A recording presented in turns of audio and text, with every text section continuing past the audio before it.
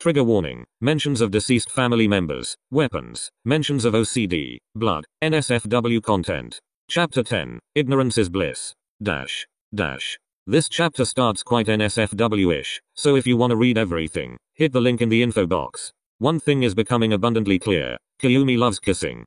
It doesn't matter if they are dressed or naked, standing in the cramped hotel shower or sprawled out on the bed. It seems like Kayumi takes every chance he gets to connect his lips with Atsumu's. Frantically, gently, deeply, softly. So much kissing. And Atsumu can't get enough either. He loves the way Kayumi kisses him, loves practically everything the man is doing to him. Atsumu collapses onto the bed and Kayumi drops beside him. This is the 4th night they had met up. Maybe the 5th. Atsumu is losing track. He doesn't care. Oikawa is out of town to settle some things, so Atsumu has to wait until he returns. And what could be a better pastime than fooling around with the most handsome man in the world? As long as they keep burning up the sheets like this, Atsumu doesn't care what day it is or how much longer he has to wait for Oikawa to come back. Kayumi kisses Atsumu's temple, then gets up. Atsumu knows they will eventually hop into the shower, but right now, he doesn't dare to stand up. His head is still spinning, and his legs would give out immediately. There's no way he will move with his knees still shaking like this. If anyone from Inarizaki found out what he is doing here, he would probably be banished for life. Not that Suna doesn't already know, but Atsumu is rather thinking about Kita, or Aaron, or Omimi, or just someone. Osamu. He wipes his hand over his sweaty face and pushes his blonde hair back. Let them find out. Don't fucking care. Feel too fucking good. Atsumu knows damn well this can't and won't last long. He'll eventually find his brother and they will head back to Inarizaki, maybe straight up start a new life in Osaka. And Kayumi would stay back in Sendai where his cousin is, waiting for him to wake up. Would stay with Oikawa's Yakuza. Would return to his life without Atsumu. He wouldn't join him in Osaka, would he? Atsumu rolls to the side to check the time, squinting his eyes as the brightness of his screen blinds him. He has received a message from Oikawa and snorts as he reads it on his lock screen outside the app. Back in town. Meet me in the morning at 9. Bring Kiyo-chan with you. Kayumi returns from the bathroom and Atsumu's heart flutters. He puts his phone away as Kayumi climbs back into the bed, his movements graceful and smooth. He lays beside Atsumu and props himself up on his elbow. His gaze is melting in golden fire. Atsumu stares up at him, watching his face, his eyes, his curls. His gaze skirts his cheekbones, arrives at his beautiful inviting lips, and finally back at his onyx eyes. That's how he likes it. Without a mask, free. Curls disheveled. A view meant for him alone. Can I? Atsumu hesitates as he raises his hand and brings it to Kayumi's face, not daring to touch him without permission. Kayumi studies him, his black eyes intense with scrutiny. But then he nods, and Atsumu's fingertips twitch as he feels the softness of Kayumi's skin, slowly, delicately tracing the contours of his face, watching himself as if trying to burn all of this into his mind where it would never get lost again. You always ask. Kayumi frowns. Why? Why shouldn't I? You don't exactly seem like someone who cares. Atsumu snorts and withdraws his hand. You wound me, Omi. Of course, I care. Wouldn't want you to feel uncomfortable. Kayumi swallows, his frown deepening. Why? Don't know. Atsumu exhales deeply and rolls over onto his back, staring at the ceiling. Then he turns his head back to Kayumi and smiles faintly, shrugging his shoulders. Guess I'm biased. Kayumi raises an eyebrow and looks at Atsumu in confusion. In what way? Atsumu holds his gaze and feels his heart pounding high up in his throat. His smile fades as a blush rises to his face. Is this really something he should confide in his enemy? He takes his eyes off him and entwines his hands over his stomach. Atsumu fidgets with his fingers, frowns, and swallows. Then he stares at the ceiling again and takes a deep breath. It's been a while since he's actively talked about it. My mother had this germ thing. Atsumu frowns a little more. She had many good days but also some really bad ones. Excessive hand washing, rubbing her skin raw in the shower, sometimes not even leaving the house. He raises an eyebrow and sneaks a peek at Kayumi. Guess I don't have to elaborate. Kayumi swallows and knits his eyebrows together. No, he whispers, averting his gaze from Atsumu's golden eyes. Of course, Atsumu knows this sounds familiar to Kayumi. He found out as soon as he set foot on Oikawa's team. With all the knowledge that he had from his mother, it was easy for him to realize. Atsumu turns back and Kayumi's gaze snaps up, so their eyes meet. It's intense. Crying. Atsumu gave a quiet laugh to lift the mood. Wasn't always that easy for me and Samu, but we made the best out of it. You both held back for her. Kayumi sounds somewhat stunned. Atsumu nods, smiling a little wider. We had each other, after all. They were both full of love and affection. Emotions they never had to suppress despite their mother's illness. It was always easy for the twins to give free rein to their feelings. They had each other, were due to the lack of physical touch of their mother perhaps even more connected than siblings, twins, would normally be. They had this close bond that no one would ever understand. Which is why it hurts Atsumu even more now to be without Osamu. Didn't she ever feel bad about it? Pushing her children away. She never did that, Atsumu corrects. She just showed us her love in a different way. Kayumi frowns. I see. His gaze drops down to something between them, seeming kind of lost in thought. Atsumu would like to know what he is thinking about. Would like to know what he's worrying about. She was the best mother I could have ever asked for. Atsumu pauses and smiles faintly. The kindest soul that ever existed in the world. She was? Yeah. Atsumu clears his throat. Was killed when Samu and I were 16. My father was part of a smaller yakuza and apparently, they hadn't finished business with him. Sakusa frowns. Then why did they go after your mother? Atsumu laughs mirthlessly. It's yakuza, Omi, what do ya think? He takes a deep breath and brushes blonde strands from his sweaty face. Atsumu stares up at the ceiling, trying not to let his emotions get the better of him. It's been years since all this happened and he can only tell things about his father from his mother's tales. I didn't know my dad. He died when Samu and I weren't even born yet. Atsumu frowns. Our mum did everything she could to keep the yakuza he was part of from finding out that we were his kids, so she went back to Inarizaki before it was obvious that she was pregnant. Atsumu turns to Kayumi, seeing him listening intently.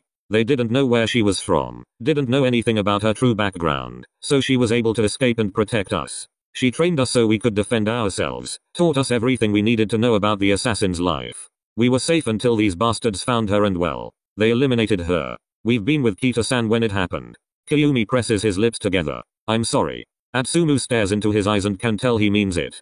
Kayumi knows when to choose the right words and which ones to say, knows when it's better to just keep quiet. He remains distant and yet Atsumu feels so close to him in moments like these. Being on the same wavelength as his enemy. How foolish. So yeah. Atsumu smiles faintly and pushes his thoughts aside. Guess I'm a little biased. Both, in terms of you and in terms of my opinion about Yakuza. Eventually, the moment would come when Atsumu would melt under that gaze. Kayumi's eyes are wide and curious, the black night engulfing him again, not letting go. His eyes are beautiful, Atsumu thinks. Probably the most beautiful ones he has ever seen. He turns to the side so he can get a better look at Kayumi, gazing up at him while Onyx eyes burn down at him with brows drawn together. Atsumu carefully lifts his hand and brings it to Kayumi's cheek, waiting for his reaction before brushing his fingertips feather lightly over his bones, feeling his heart jump when Kayumi doesn't flinch. But here you are. Atsumu almost whispers. And let me touch you. The intensity in Kayumi's eyes fades in favor of some actual warmth.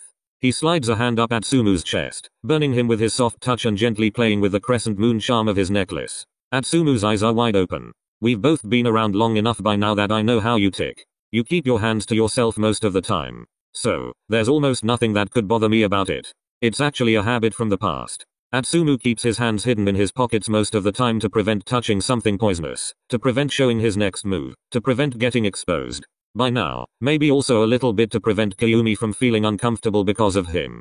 But he would never admit that to himself. I'll make a note of that, Atsumu says, brushing his thumb over Kayumi's bottom lip.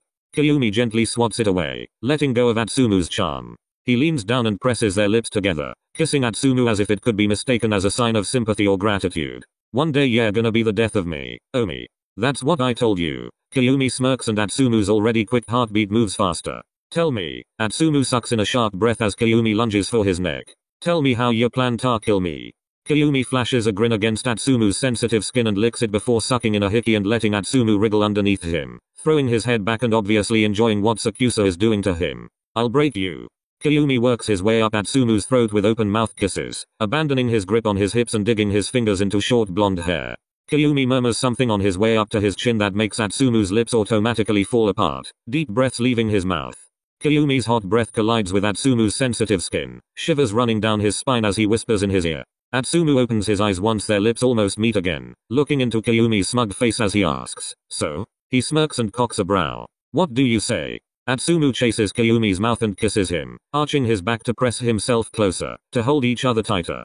Kayumi's grip on his hair grows stronger, he doesn't pull back though, making Atsumu shiver. Atsumu catches Kayumi's lower lip between his teeth and tugs playfully as they break their kiss. He smirks back and stares deeply into Kayumi's eyes, is proud to see that he's not the only one so flushed and aroused. Well, Atsumu starts and brings a hand between their bodies, eliciting a glint in Kayumi's eyes, biting his lips. I'd say, what a way to go. Yeah. Maybe he had enough left for a third round tonight after all. Atsumu enters Oikawa's office 20 minutes late and bursts into the middle of a heated discussion between the Kumicho and Iwaizumi. He stops in his tracks for a second, then discovers Sakusa has turned away from the two and is gazing down at Sendai with his arms crossed in front of his chest and a pensive look on his face. They must be bickering over some minor thing that Sakusa clearly doesn't want to be involved in. I don't give a shit if it starts a war. I'll kill Ashiwaka. Atsumu raises an eyebrow and tilts his head. Okay, so maybe it's not a minor thing. With his hands in his jacket pockets, he walks to his usual spot on the couch and sits down, watching the disputants with curious eyes, but not daring to say a word. He would rather die than interrupt them right now. Now he gets why Kayumi turned away. And then you're about to be killed as well. Come on, Kava, be smarter than that. Matsukawa isn't even part of our team. Iwaizumi sounds desperate. Ashiwaka knows he's one of my best friends. Who's next? Am I supposed to twiddle my thumbs here until it hits Maki? And then? Yahaba maybe? Kindaichi? Kunami? Iwaizumi swallows thickly, his expression very much pissed off. That's what will happen if you just attack him out of the blue, so calm the hell down. He tries to speak in a level voice, but Atsumu can tell Iwaizumi is at least as upset and fed up as Oikawa. He continues to watch the two. Out of the blue. That bastard has already taken my home. I won't let him harm my family too. Am I supposed to just take it every time he finds a new way to screw me? Should I never fight back just because it might start something bigger? Kawa. I don't fucking care, Iwa. This is about my friends. Oikawa points a finger at him. And your friends too, by the way. Toru, he says more forcefully, fists clenched beneath his crossed arms. What? Oikawa snaps. He stands in the middle of the room staring at Iwaizumi with desperate eyes, chest heaving as he lets the frustration out of his system. His hands are tied. No matter what he tries, his hands will always be tied unless he manages to score a critical hit on the Schweden Adlers. Iwaizumi doesn't exactly look like he has a solution to that problem. He just somehow tried to calm Oikawa down. There's no point in dragging his team into a losing battle. Oikawa is the one who should know that best. And yet he lets his emotions get the better of him and is about to start something that he knows he couldn't win. It's a good thing he has Iwaizumi at his side. You're right, Oikawa mutters, running his hand through his perfect hair and seeming to realize his reaction might have been too impulsive. He braces his hand on his hip and exasperatedly huffs out a breath, a desperate smile reaching his lips. You're right, sorry.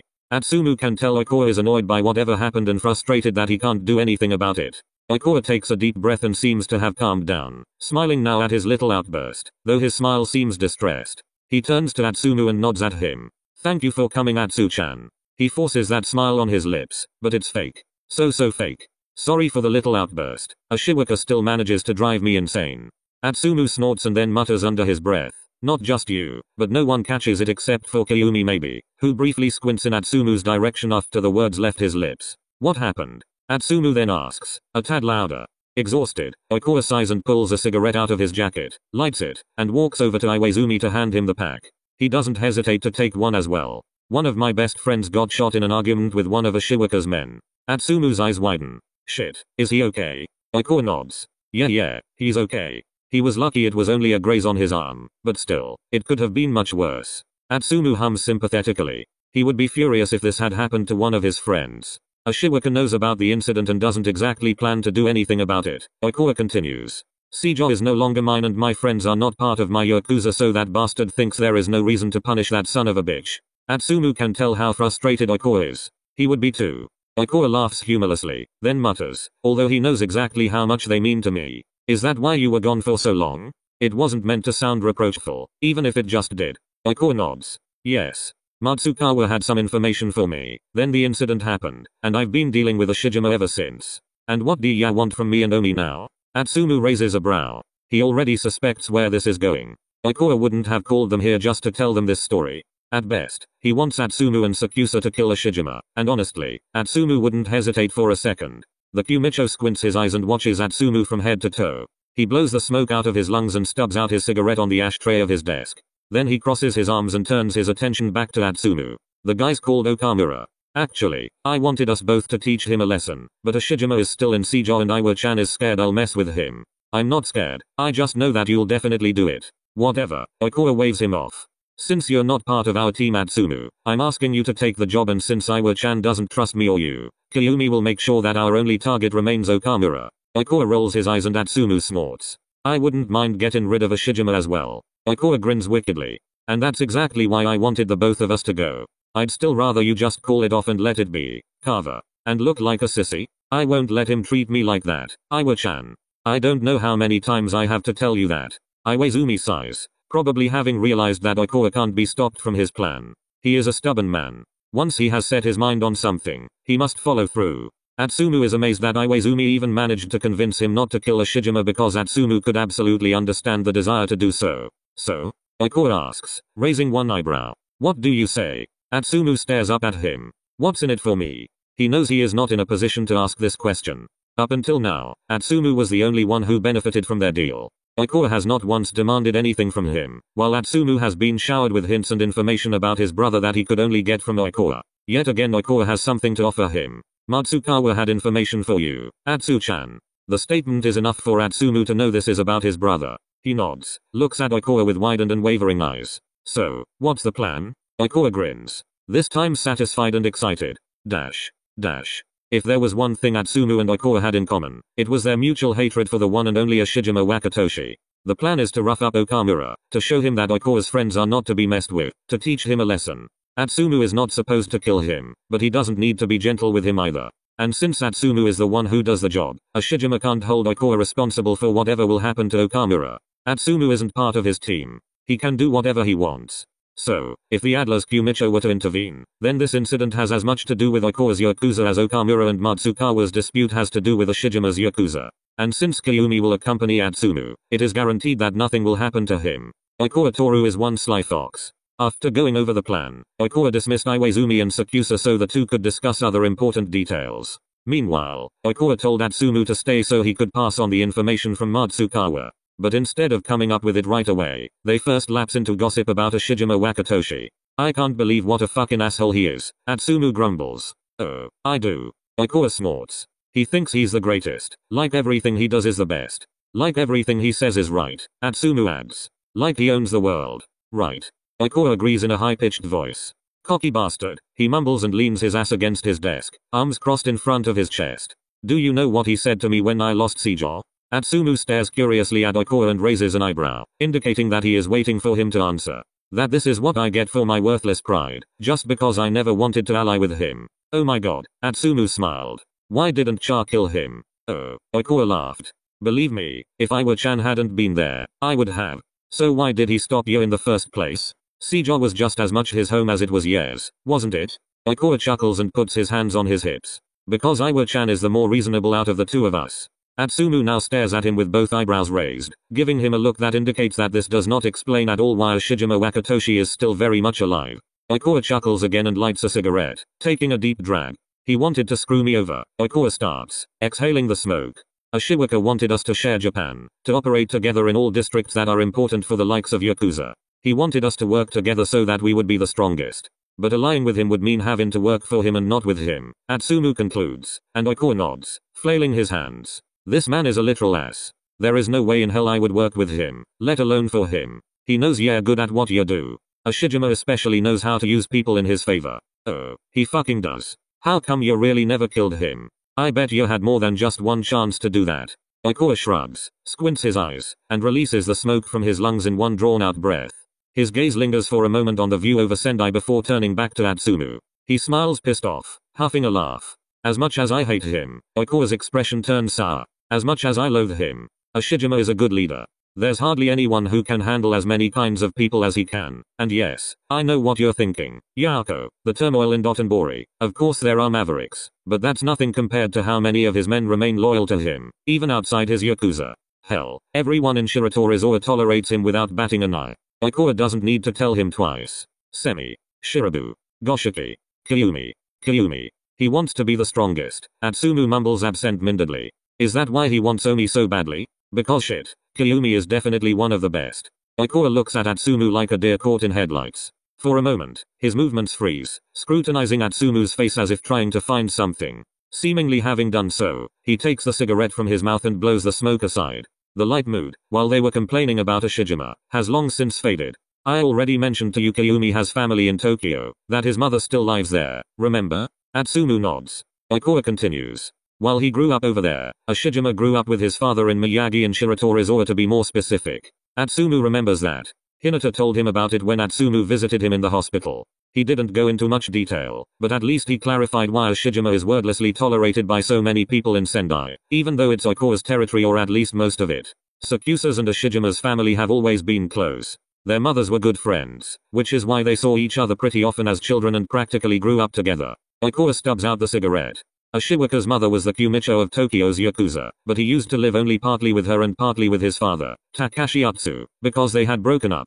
Atsumu frowns. The name was too familiar to him. Takashi Utsu. Takashi. Utsu. Utsu. Wasn't that the name of Kiyumi's friend in Osaka? Ashiwaka's father was shot when he was 17 and 2 years later his mother was hit too, so he took over at a young age. Oikawa scoffs. Of course, that bastard had to earn some respect. The Kumicho tapped his temple, smiling somewhat pissed off. But he was good, smart.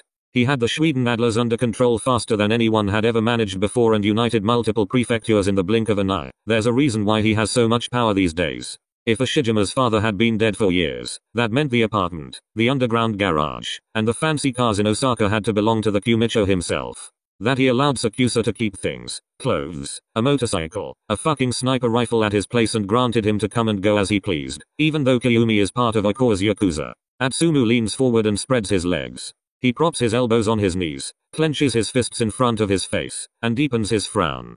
Kiyumi had never really stayed in Osaka, and yet the apartment was spotlessly scrubbed down to the tiniest bit.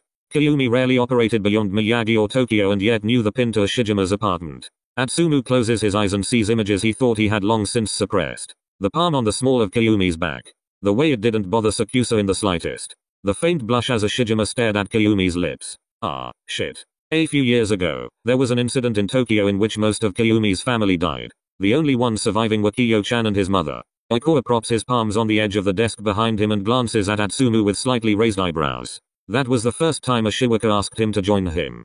Atsumu scoffs and squeezes his fists a little tighter. He opens his eyes. His blood boils. You made your choice back when you could. Kiyumi considered it but in the end, he refused. There is hardly anyone he would work with, not even Ashiwaka could convince him. Then why did he join you? Atsumu mutters and scowls at Oikawa. Why shouldn't he? Oikawa answered with a smirk, tilting his head back to stare down at Atsumu haughtily. Cause he obviously hates your guts. That applies to you too and yet he fools around with you, doesn't he? Atsumu's eyebrows shoot up so high they almost meet his hairline. Well, that caught him off guard. Oikawa grins, stretches his neck to bare his skin, and taps it twice.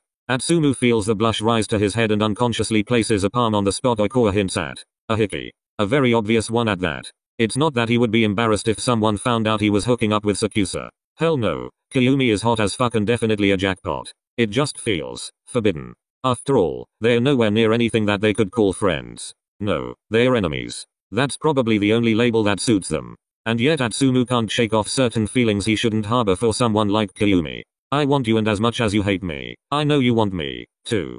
Do you know the reason why I lost Seijo to Ashiwaka? Oikawa asks and Atsumu stares at him with wide golden eyes, shaking his head no. Oikawa crosses his arms in front of his chest. There was a time when assassins were almost mightier than any Yakuza in Japan. A time when, in addition to several independent assassins, two particular groups caused doubt among people who were already suspicious of them.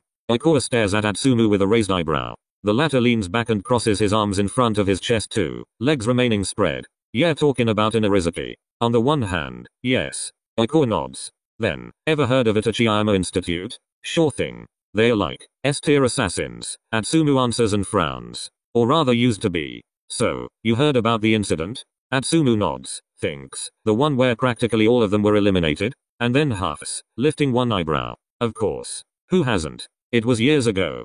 Atsumu must have been just 17 at the time when shit went down. Assassins fighting their own kind. Atsumu remembers vividly how disappointed Kita reported about it. It was an attack on the renowned Itachi-Ayama Institute, the place where probably the best assassins in all of Japan had been trained. They grew stronger and stronger until someone ambushed them, fearing that they would wreak havoc on Japan. Someone as in people who were assassins like them. Atsumu never understood how anyone could do that to his own kind until he found out that they were acting on behalf of several Yakuzas. They say there are hardly any of them left, if at all. Oikawa huffs at that. What if I tell you Kiyumi is one of them? And for a good minute, Atsumu's world stops. His eyes widen as he stares deeply into Oikawa's eyes. He huffs out a laugh, thinking Oikawa must be fucking kidding him, and it's seriously one of his worst jokes. Then Atsumu gulps as he realizes Oikawa is not messing with him at all. His stomach churns, his heart drums in his ears, all he could get past his lips is a quiet what? That was barely a whisper. Shock was written all over his face. He must be kidding him, right?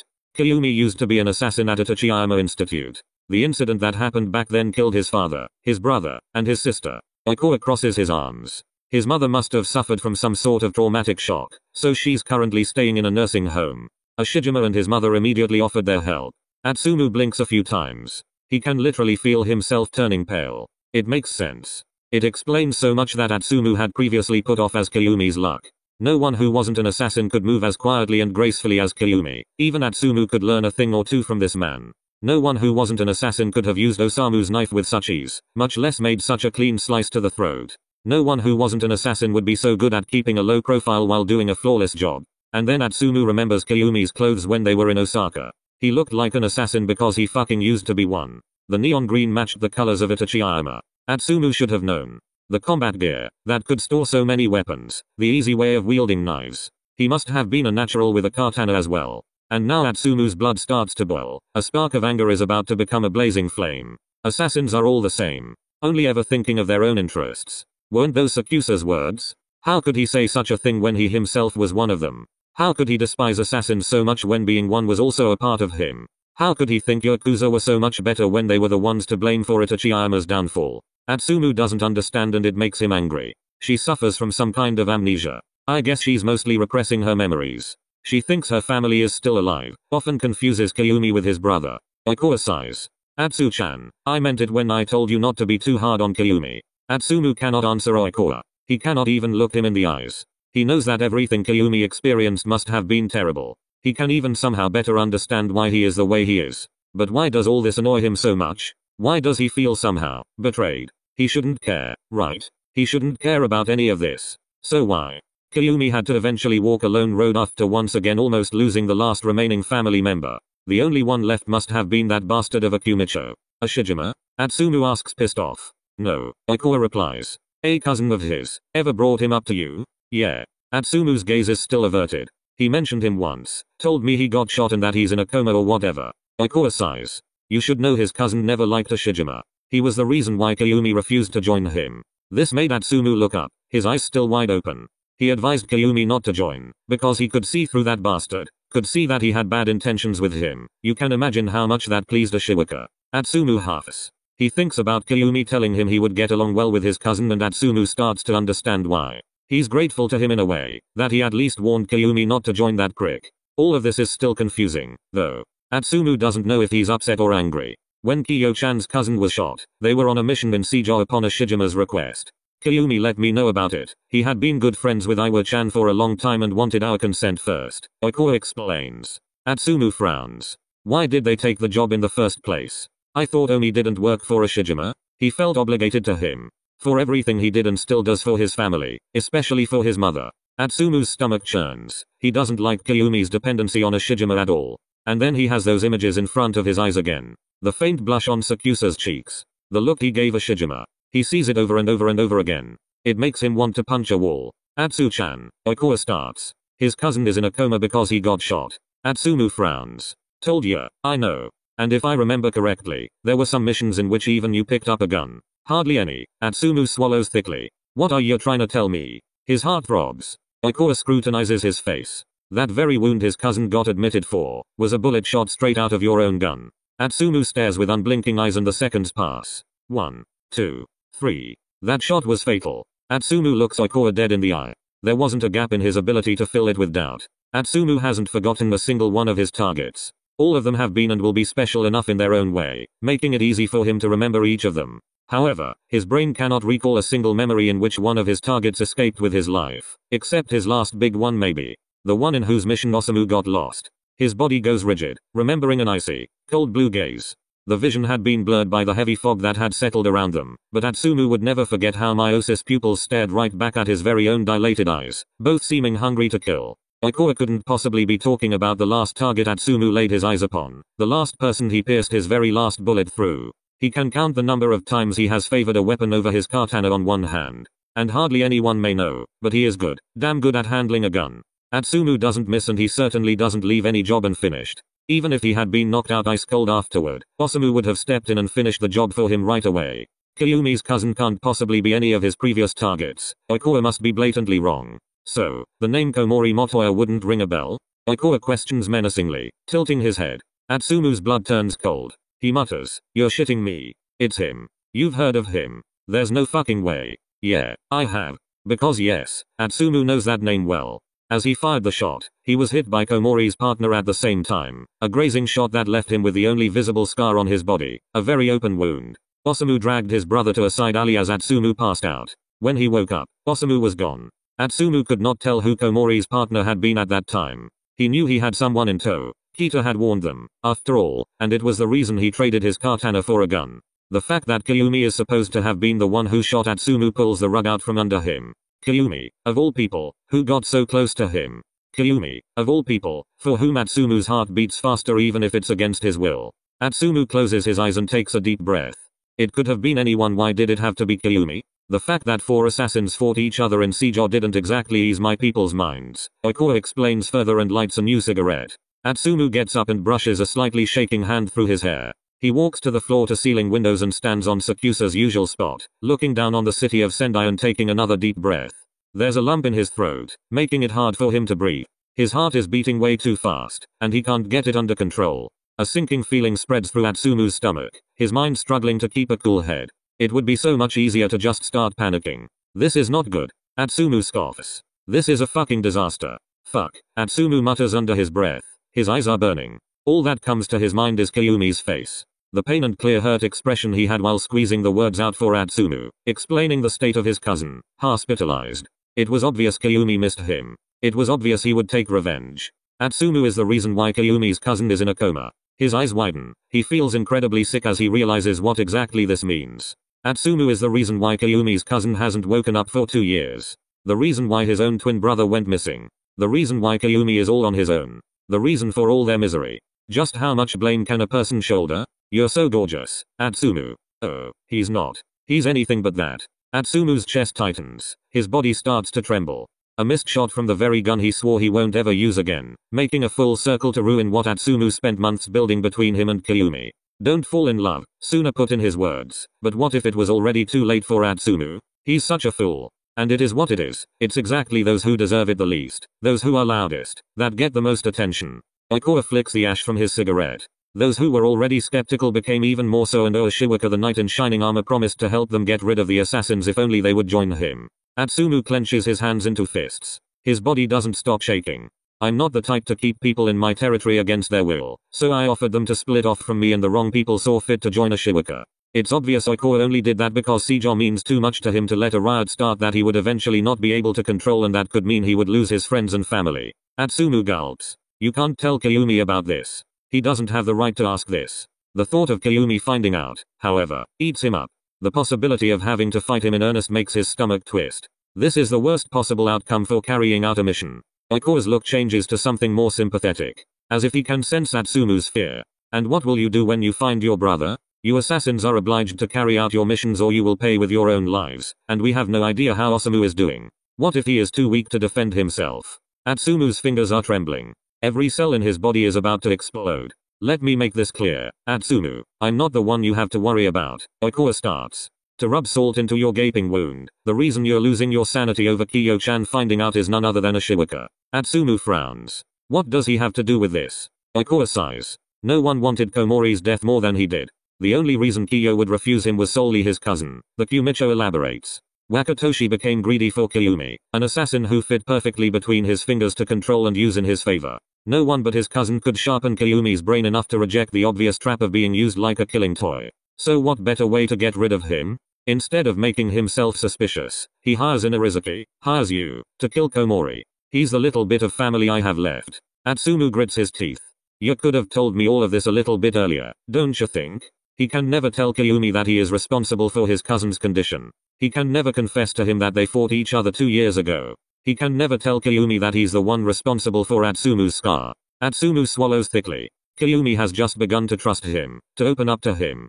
Atsumu puts everything at risk if he ever finds out about this. And he shouldn't care, right? But he did. Shit, he totally did. And the thought of hurting Kyumi makes him sick to his stomach. They had something. Whatever this is between them, means something. Something that neither Kyumi nor Atsumu would show to anyone else. A blind trust even though they come from 2 different worlds. Showing themselves so vulnerable is not an option for anyone else anymore. Kyumi can't find out about this. He can't. Matsukawa told me about this just a few days ago. Atsumu nods. He's fucked. The day Sakusa finds out about it is the day Atsumu is going to die. You don't need Osamu at all, Atsumu mutters quietly because he's starting to understand what the Kumicho is getting at. You need evidence against Ashijima to get Seijo back, and you were hoping to find it while searching for my brother. Atsumu glances at Oikawa, his eyes are swimming in molten gold. The Kumicho nods, his expression serious. After all, the incident happened in Seijo, Atsu-chan. That's what he gets for it now. Atsumu should have kept his hands off Kyumi. It should never have come this far between them. Fuck, Atsumu whispers exasperatedly, a tinge of frustration lacing his voice. He can never tell Kyumi. Kyumi must never find out. Dash. As the two make their way to Seijo, they talk about how to proceed with the mission. Sakusa updates him on what he discussed with Iwaizumi, but Atsumu can hardly listen to him properly. The conversation with Oikawa is stuck in his head. Looking Kyumi in the eyes is a difficult task as guilt washes over him, combined with a lot of pent-up hatred for Ashijima in every possible way. Atsumu has no idea if he will be even able to pull off this mission with Kyumi without screwing it up. I think it would be best if we split up, Sakusa explains. Atsumu scoffs absent-mindedly. Trying to get rid of me, Omi? Rude. Sakusa rolls his eyes but focuses on the road ahead. The area is vast, Mia. It would be advantageous if we could cover it completely.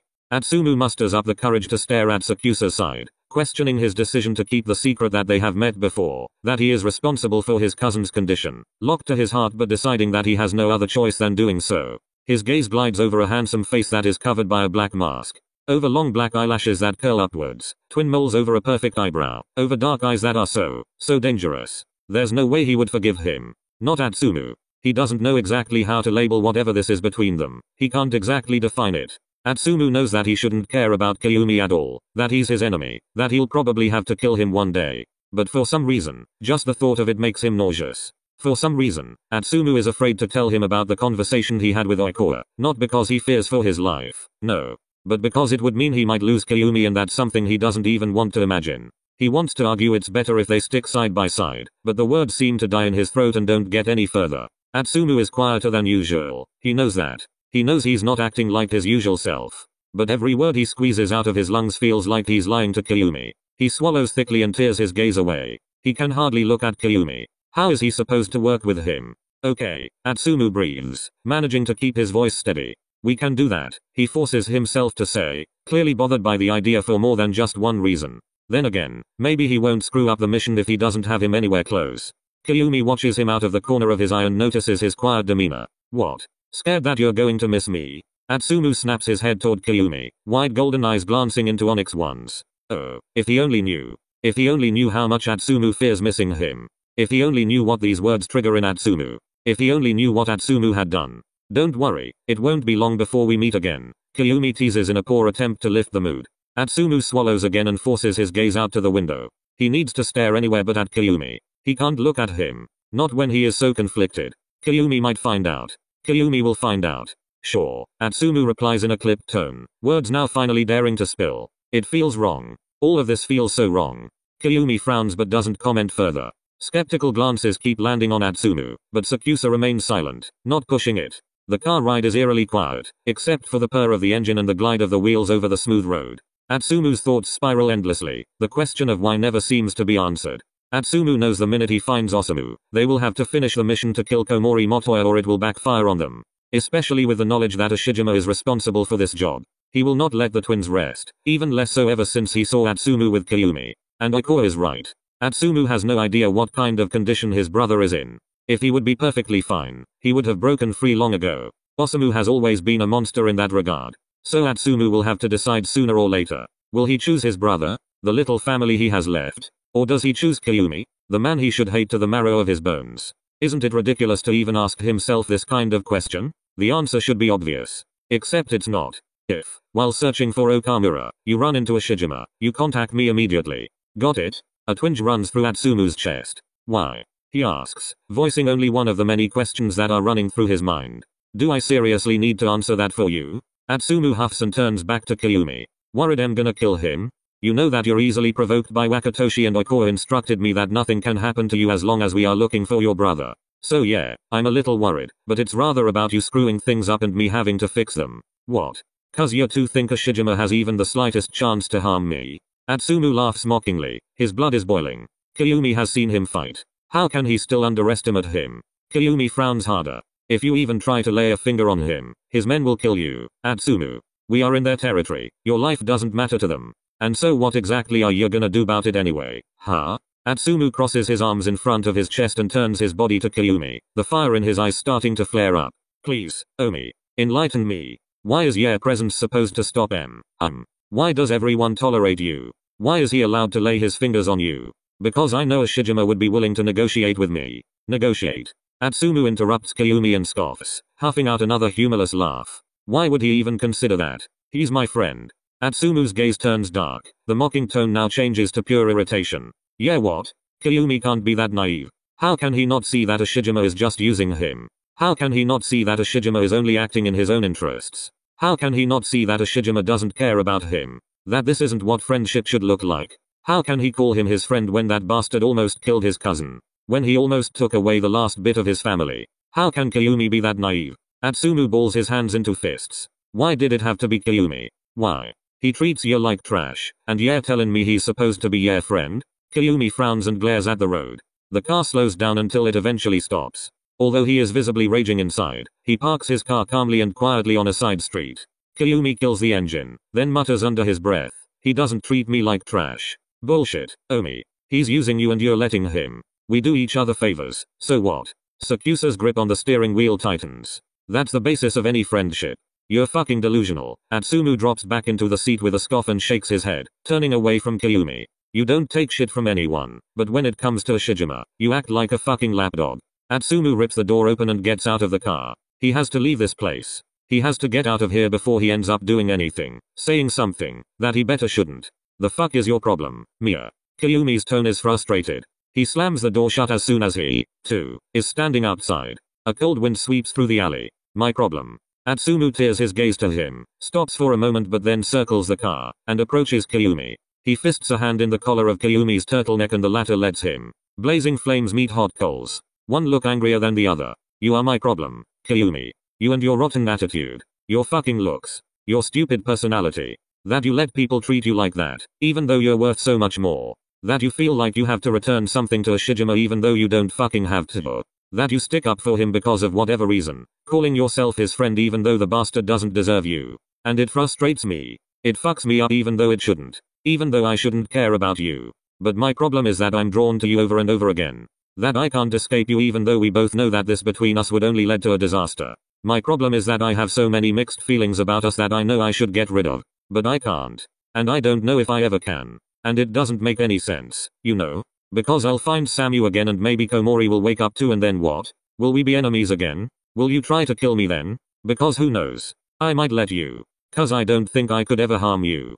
Atsumu's eyes dart back and forth, searching for something they would never find. His breathing calms, but the anger is still sitting in his bones. The words build up, unspoken thoughts that have been spiraling Atsumu down rabbit holes. He can't find the courage within himself to even utter a single sentence of what he thinks, of what his actual problem is. He for once chooses the silence that Osamu has always advised him of.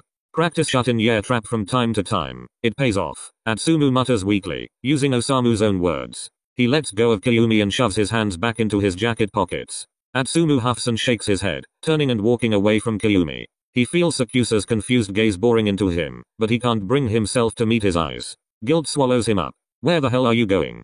Kayumi calls out when Atsumu has distanced himself from him a few steps. We're supposed to split up, alright. Atsumu yells back, not facing him and continuing to walk. Like a coward, he avoids what is bound to happen sooner or later. Something that will burn down everything they built up over the past few months. Why push and ponder over the inevitable anyway? But maybe it's good if they fight. Maybe it will make ending this whole thing between them easier. Atsumu clenches his hands into fists and swallows thickly. He picks up speed and starts running, getting away from the reality that's driving him nuts. Of all people, why did it have to be Kayumi? Dash. Atsumu stops in a side alley that leads to the tailor shop where he killed Yako weeks ago. The first big lead that brought him closer to his brother. He thinks of his anger, of his dreams that haunted him, of Kayumi who was just there for him. Atsumu wishes he wouldn't care. He wishes Kayumi had never gotten involved with him. Hey, Blondie. An unfamiliar voice rings out, dragging Atsumu back to reality. He turns around, looking at the stranger with a disdainful expression on his face, and oh, if that isn't Okamura. Jackpot. Got lost there? He asks with two more pricks in tow, approaching Atsumu as if he could intimidate him. Fucking moron. Nah, Atsumu answers smugness, seeping through his voice. I'm exactly where I wanna be. Oh. Okamura quirks a brow and grins, bright and toothy. Is that so? You came looking for me, Angel. He steps in front of Atsumu and flicks his cigarette away, glancing down at him with a sickening smirk. He's taller than the assassin, broader as well, but still no match at all. He looks at Atsumu as if he were his next prey. As if the assassin was just a little plaything that he would want to get rid of in half an hour. Atsumu has already dealt more than often enough with assholes like Okamura. Too bad Oikawa prohibited him from killing that bastard. He would have deserved it. My, look at you. Okamura places his palm on Atsumu's cheek and slides calloused fingers over his bone. It's disgusting. I've never seen such a beauty. Say, what actually brings you here? Atsumu frowns and grins pissed off. Would you take your filthy hands off me? I'd much rather run them all over you. Okamura's fingers slide to his lips, but Atsumu swats them away, annoyed. Okamura grabs Atsumu's wrist and clicks his tongue in an admonishing manner. It's been a while since I last had someone as stubborn as you. Then you better get ready to never lay a finger on anyone ever again. Watch your mouth, my little angel. Okamura dares to laugh. You better tell me what you're doing here before we start having some real fun. Atsumu scoffs, looking at his mark with dilated pupils. I'm here to give you a message. He leans in and lets his lips ghost over Okamura's ears, feeling how the hint of touch affects the creep. Then Atsumu whispers, best regards from Oikawa. You better not fool him twice. Oika? Smack. Atsumu drew back to look him in the eyes and linked his fist with Okamura's nose, making his bones crack, blood painting his face red. It feels good to release the pent-up anger into a few senseless blows. Atsumu will not use his knives today. This is an easy one. Okamura staggers back and immediately raises his hands to the bridge of his nose, contorting his face in pain as he realizes what the hell just happened. His comrades lunge at Atsumu, but the assassin smoothly dodges their attacks, throwing a few more punches of his own until he has them, too, on their knees. Atsumu's eyes are wild as Okamura lunges at him again, a murderous haze settling around his vision. He can't kill him, he reminds himself, but how can he hold back when he's the perfect outlet for all his frustrations? I expected Oikawa to send Sakusa. Atsumu dodges again. But it's much more fun this way. Atsumu snorts. Don't underestimate me. Okamura grins nastily as he wipes the blood from his nose. No, little angel, I won't.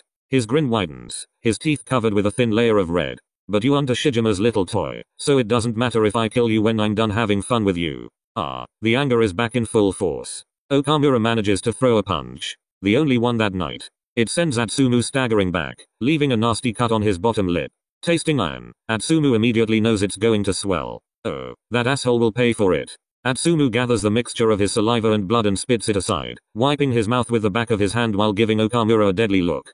Kyumi is supposed to be a Shijima's little toy. Yeah, no shit. He didn't have to remind him. Told you not to underestimate me. Atsumu takes a deep breath, then murmurs menacingly, you're gonna regret this. It's the calm before the storm. Everything that comes next is too fast for Okamura to comprehend. In the dimly lit alley, the air thick with tension, Atsumu stands face to face with his next victim, his men in tow unable to move. The flickering streetlight casts eerie shadows on the walls, adding to the atmosphere of the impending clash. With a focused gaze, Atsumu tightens his fists, feeling the adrenaline coursing through his veins. A part of him wants to know what exactly Okamura meant when he said Sakusa was just a Shijima's toy. Another part doesn't want to know that at all. Okamura lunges forward, throwing a wild punch, but Atsumu swiftly dodges it, his reflexes honed from countless battles. Seizing the opportunity, Atsumu retaliates with a series of calculated strikes. His fists connect with precision, each hit landing with a resounding thud. Okamura once again staggers back, blood trickling down his face, his eyes filled with a mixture of pain and disbelief. Atsumu's knuckles are stained with Okamura's blood. They are supposed to hurt, but the truth is, he doesn't feel anything at all. No. His senses are numb, his mind is focused solely on the task at hand. He's in a trance, a warrior consumed by the battle. A battle of guilt, driven by his frustration. As Okamura stumbles and falls onto his ass, Atsumu's trance is abruptly shattered by the voice of another figure stepping into the alley. He recognizes it immediately, and it will cost him all his power not to slit the man's throat so he never has to hear it ever again. I guess this conversation is over, Ashijima declares, his voice commanding and authoritative. Atsumu's attention shifts from his fallen opponent to the Kumicho, his body still tense, heart beating fast, ready for any further confrontation. With a final glance at Okamura, struggling to regain his composure, Atsumu scoffs in acknowledgement of Ashijima's words. The fight has come to an end, it seems, but the impact of the battle lingers in the air.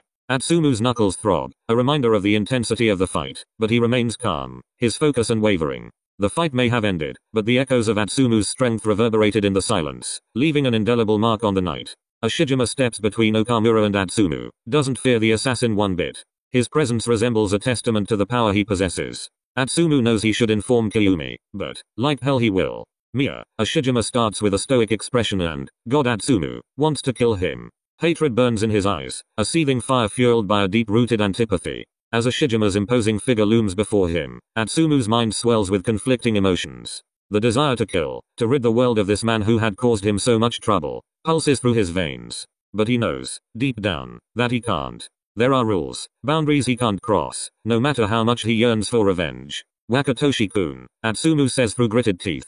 What a pleasure to meet you again. The hell it is. As Ashijima's cold gaze bores into him, Atsumu's fists clench, his nails digging into his palms. The battle within him rages on, a tempest of conflicting desires. Atsumu knows he can't give in. He knows he can't let his rage consume him entirely, but oh boy, just seeing his fucking face makes Atsumu's blood boil. Knowing that he is the one who sent Atsumu after Komori. It's quite bold of you to show up in my territory and beat up one of my men, don't you think? Ashijima puts his gloved hands in the pockets of his slacks and stares down at him, a light smirk tugging on the corners of his mouth. Arrogant prick. Ah, you know the deal. Atsumu starts nonchalantly. The hunger to kill Ashijima still burns inside him. We assassins aren't too fond of Yakuza laying their filthy hands on us. Ashijima raises an eyebrow. Kyumi doesn't seem to share the same sentiment. Atsumu's heart throbs, hating how easily that name slid right out of Ashijima's tongue. I'm sure he does. We were trained a certain way. Ashijima's grin widens. A sick smile spreads across his face. Atsumu might be fucking himself up right now, but his job for Oikawa was done. Everything else is on him. And he can't help himself when that bastard is right in front of him. He needs to know, to understand, why Kyumi is still loyal to him when he is such an obvious asshole. Oikawa must have told you a lot, huh? You talking about you trying to kill Kyumi's cousin? Atsumu scoffs. Yeah, he told me about it. For a moment Ashijima is quite startled. Then a laugh, deep from his stomach, bubbles up into his chest and Atsumu can't really understand what the fuck is so funny about that. And now there's trouble in paradise? How did Kyumi react when he found out that the one man he grants to fall between the sheets with is after his family? Atsumu clenches his jaw and glares at Ashijima. The latter grins even wider, even nastier. Oh, you haven't built up the courage to tell him yet? I was hired, Atsumu grumbles. Unlike you, I know what family means. Ashijima laughs. No amount of explanation will change the fact that you were the one who pulled the trigger. The Kumicho holds Atsumu's gaze. Would he ever be able to forgive you for what you did if I told him about it? Atsumu's body tenses. He stares at Ashijima with wide eyes. You wouldn't do that, he mumbles. His voice, however, is uncertain. Why wouldn't I? You'd harm your own interests. Atsumu swallows thickly. You want Kyumi to work for you. Why would he still want to do that if he finds out that you sent me after Komori? Ashijima chuckles again, takes a few more steps toward Atsumu, and squares up in front of him. He grins, tilts his head, and stares deeply into Atsumu's eyes. Confidently, he offers him his answer. I thought you assassins were so clever. Haven't you noticed yet, or do you just not want to see it? Atsumu frowns, his stomach twists. Kyumi wouldn't bat an eye for giving me. With less than a finger snap, he would be kneeling before me, obeying every imaginable command. Ashijima voices out proudly, a confident and firm tone lacing every word he utters. Curious to know why. Atsumu's heart drops, his frown deepens. His throat runs dry, his stomach twists even more. Of course, he has an idea of what Ashijima is going to tell him and just the thought alone makes him feel sick. He doesn't want to hear it. He can't be held responsible for anything that happens if he actually does hear it. Because I have him wrapped around my finger. Because ever since Motoya fell off the grid, I'm the first person he crawls back to when he needs advice. Not Oikawa, not Iwaizumi, and certainly not you. Ashijima leans in, not giving Atsumu a chance to even question him, and murmurs in his ear, bearing his sick smirk. Because he's just so eager to spread his legs for me again, to let me make him feel good. Atsumu feels his heart pounding in his throat. His gaze veils in a red mist. When Ashijima pulls away, he scrunches up his nose. Someone like you could never do that, Mia. He brings his face close to Atsumu's. You don't have what it takes to satisfy him, you're only a distraction. Ashijima scoffs and stares down at him disdainfully. He despises you and he will never change his mind about that, so bury that last bit of your hope. It makes you look stupid. Anger drips over every functioning cell within Atsumu. His body is shaking from adrenaline and pure rage. His head is held low. Lifting it would be too hard. One glance at Ashijima would have him puncturing a blade straight through the Kumicho's throat, slicing that rotten tongue of his along the way. As the wiser between the two of us, I'd say focus on finding your missing half. Ashijima lifts his gloved hand, gently holding Atsumu's necklace, the bright moonlight reflecting in the perfectly shaped charm. He continues softly, yet so mockingly, you won't find him under Kyumi's sheets. And that's it for Atsumu. Nose to nose, he lifts his head. His gaze is filled with pent-up anger, glaring so furiously at Ashijima's olive-colored eyes, void of emotions. What the fuck does this arrogant prick know? Nothing. He knows absolutely nothing. It's none of his goddamn business what Atsumu and Kayumi are doing. It's none of his fucking business whatever this is between them. Distraction? So what if it is? It's not like Atsumu cares. Then why is he so furious? I think it's been a while since you've tasted your own blood, Atsumu mutters, venom dripping in his voice. His eyes are crazed with the urge to murder, unwavering against Ashijima's own. The assassin takes a step back, the necklace falling loosely from the Kumicho's grip. Atsumu eyes him up, his body is filled with adrenaline, with excessive energy building up in his hands. He clenches his jaw, swallows thickly to get rid of the dryness in his throat. Atsumu lifts his already closed fist, palm bloody from how hard he was clenching, lashing out, and aiming straight at Ashijima. Enough. Knuckles inches away from the Kumicho's nose, he's held back with a grip stronger than stone. The tension was cut sharp with Sakusa's firm voice. The anger that seeped through Atsumu comes back in full force. Oh, he can't be fucking serious. I thought we had an agreement, Mia. Sakusa spits, glaring furiously into golden eyes.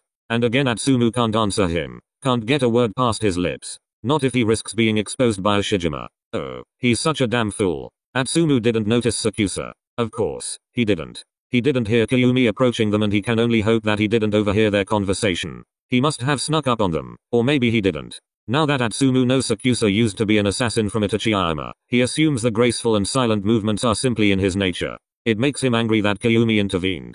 It makes him angry that after everything Atsumu has learned today, Kayumi still ensures Ashijima won't be harmed, that he's letting himself be used so blatantly. A toy. Assassins don't hold agreements to a value, Kayumi. I'm sure you're aware of that. Ashijima scoffs, still holding Atsumu's gaze. Fucking bastard. This one wasn't up for debate. Kayumi mutters, his furious gaze still fixed on Atsumu.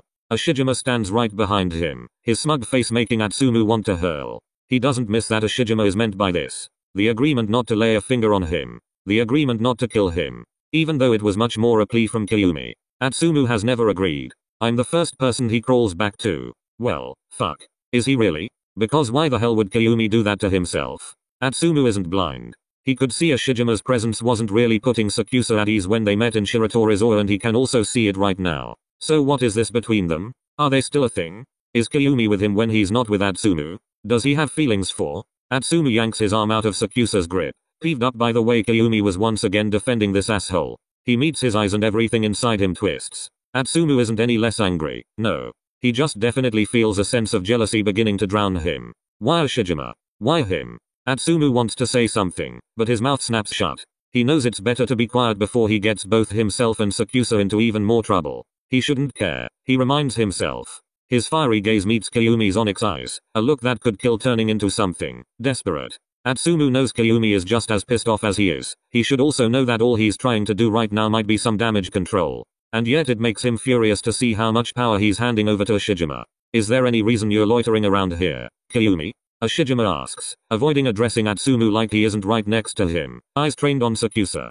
Kayumi turns around and meets Ashijima's gaze. He doesn't need to say much, the name Matsukawa is enough for Ashijima to know what's going on. Ah, so, Okoa is the one behind this. It's more of a statement than a question. Yeah, cause yeah men really have an issue with keeping it in check. Atsumu butts in, still scowling at the bastard. And I'm assuming you don't? Ashijima cocks a brow, making Atsumu scowl even more. Before he can snap again, however, Kayumi interrupts him. You knew Okoa would send us. And you know you're playing with fire, Kayumi. Ashijima's gaze is firm. I can't just let it slide. Matsukawa was severely injured. Doesn't seem like Okamura isn't faring any differently, Ashijima states, giving Atsumu a pointed look. The assassin scoffs, his gaze is sliding to Okamura, eyeing him pitifully. Wakatoshi-kun, Kayumi says softer, his look changing, please sitting on the tip of his tongue. Atsumu gulps. He grimaces, forces his gaze away from them, and scowls at a spot on the ground. The soft tone of Kayumi's voice is getting to him, making him want to punch a wall. His heart throbs, he feels absolutely pathetic. Atsumu's gaze snaps up again, though, when Ashijima invades Kayumi's space. Ashijima's eyes soften once he's standing just before him, taking in Kayumi's features. The only thing Atsumu hears is the pounding of his heart in his clenched chest, eyes wide with something like fear. Fear of what? Atsumu tries to steady his breath. Ashijima lifts his hand and gently places his thumb and index finger beneath Kayumi's chin, tilting his head up and forcing the latter to look him directly into his eyes. He doesn't flinch, just lets the man take what he wants. Atsumu's stomach churns. Ashijima is taking his sweet time letting his eyes roam over Kayumi, gaze lingering on every small detail, their faces only inches apart. Atsumu can see the way Kayumi's cheeks sprout in a faint red, and for whatever stupid reason, he can't tear his gaze from the scene before him. It makes him sick. Kayumi's body is tense, even more so when Ashijima's lips part. The Kumicho's gaze drops to Kayumi's mouth, then back up into his black eyes. Atsumu can see a slight frown emerging on Sakusa's forehead, sees his brows knitting together, sees the discomfort. His blood boils. Why? Leave, while you still can, Ashijima says, voice firm, eyes locked with Kayumi's. His expression is serious, almost a little angry, no trace of smugness left. It almost escaped Atsumu's eyes, but he catches sight of Kayumi releasing a breath that the assassin never realized he was holding. Kayumi nods once, his eyes lingering for a moment longer on Ashijima's, as if assessing the situation, making sure they were truly dismissed or if he's changing his mind. Kayumi gulps, takes a step back, and turns toward Atsumu. He doesn't even look him in the eyes, goes straight for his wrist, and pulls him along.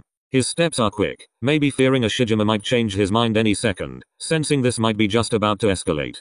Atsumu's mouth snaps open, but Kayumi beats him to it. Let's get out of here, he mumbles, something between fear and relief shimmers in his voice. Untypically, Atsumu remains silent once again. He realizes it's better that way, that months before he wouldn't have given a shit about how his behavior might affect Kayumi.